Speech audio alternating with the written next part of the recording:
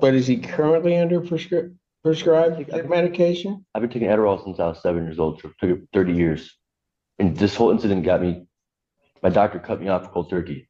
It's just because of this whole thing, but I still had some The left. doctor cut you. At first glance, this sounds like a simple question about medication. But in court, a prescription isn't just medical, it's legal protection. One missing record, one unclear answer, and suddenly a routine hearing turns into a high-risk situation. Stay locked in. This case is about to get complicated. So you shouldn't have been taking it.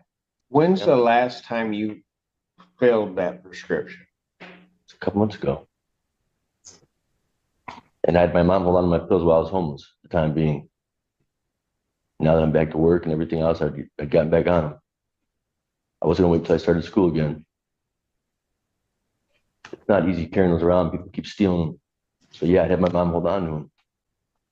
Good morning, I'm Charlotte Steffen on behalf of Andrew Party. Andrew, you say your name? Andrew Party? I'm Assistant Public Defender Natalie Tate on behalf of Andrew Party, still on the case ending in, 1090. Got it. You are? All right. I apologize, Your Honor. I believe Ms. Steffen has been appointed to both cases. Is that correct? That was my understanding, Your Honor, but maybe I'm mistaken. You have that? I'm double checking. Because I don't. So I have her on case ending in 0621. Correct. And then P, Yeah. So he has two attorneys. All right. So what are we doing on these cases? Because I think the first thing we need to deal with is bond violation. Stephanie, did you get a copy of that?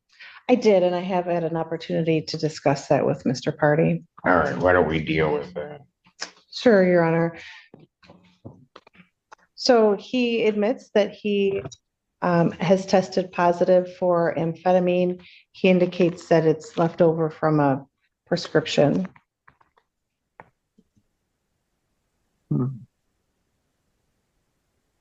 It would be a month and a half long period. Yeah, that's a lot of amphetamines that he would get possession of. If what he's indicating to you, counsel, is true, Mr. Allen. I have about 10 more left of my script. There's also a cocaine positive test. Yeah, I mean, that yeah. it was in August 26th. Does he have an explanation for that? No, Your Honor, he's denying use of cocaine. He's denying the use of cocaine. Yes, Your Honor. So he wants a hearing on that? Yes, Your Honor.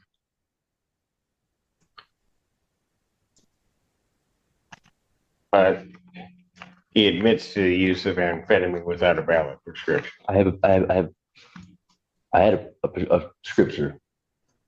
I don't know what you're talking about. I mean, I don't have one. I don't have it with me here.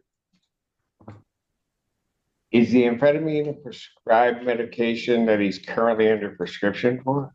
So, Judge, I think that the issue is that Mr. Party is saying that he was prescribed the medication. They just cut I me don't know off. how old the prescription was. These were some pills that he was still in possession of from a prescription. A couple months ago. But is he currently under prescribed medication? I've been taking Adderall since I was 7 years old, so it took it 30 years. And this whole incident got me, my doctor cut me off cold turkey. It's just because of this whole thing, but I still had some The left. doctor cut you off, so you shouldn't have been taking it. Not because of that. He doesn't want to be my doctor anymore.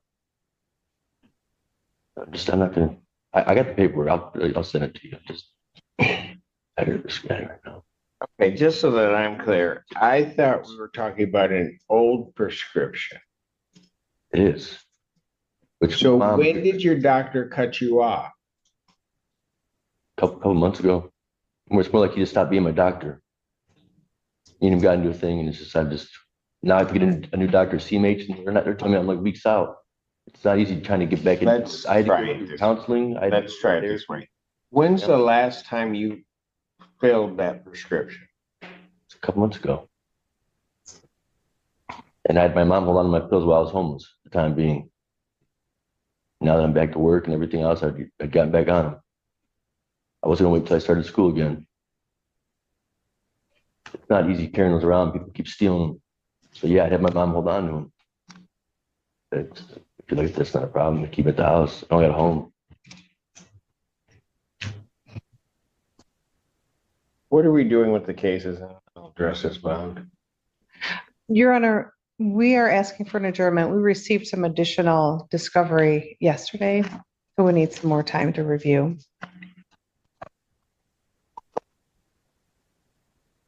That's right. I was going to be requesting an adjournment as well, Your Honor.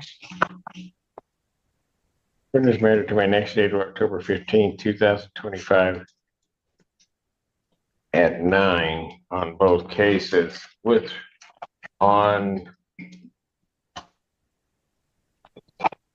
yes, the case ending. Ms. Steffen's on which case? All right. And on that case, I'll set a bond hearing, or I'll set a bond violation hearing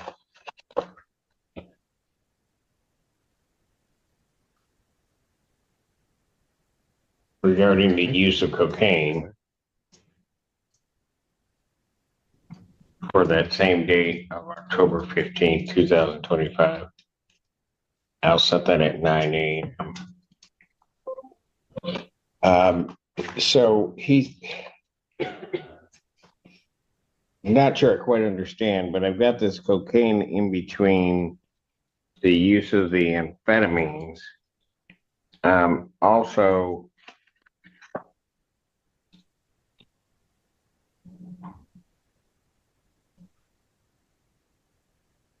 he didn't receive, he's indicating kind of the same thing, that he's on some prescription. This might have been avoided if it's indeed true. That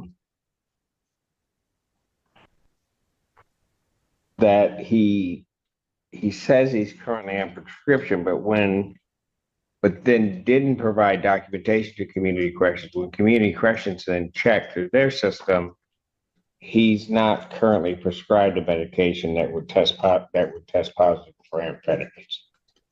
Talking about the intake? So if he's indicating that he gave that prescription to his mom, or that prescription does indeed exist, then he should have been able to provide it to community corrections, and he should have been able to provide it to the court. What I'm going to do at this time is defendant's bond is defendant's remanded. Counsel, if you can get that information to the court, then I'll reconsider that. Thank you. In the end, this courtroom didn't rule on feelings or intentions. It ruled on proof. No documentation meant no benefit of the doubt. This case shows how quickly legal ground can shift when responsibility, procedure, and credibility collide. Was justice served here, or did the system move too fast?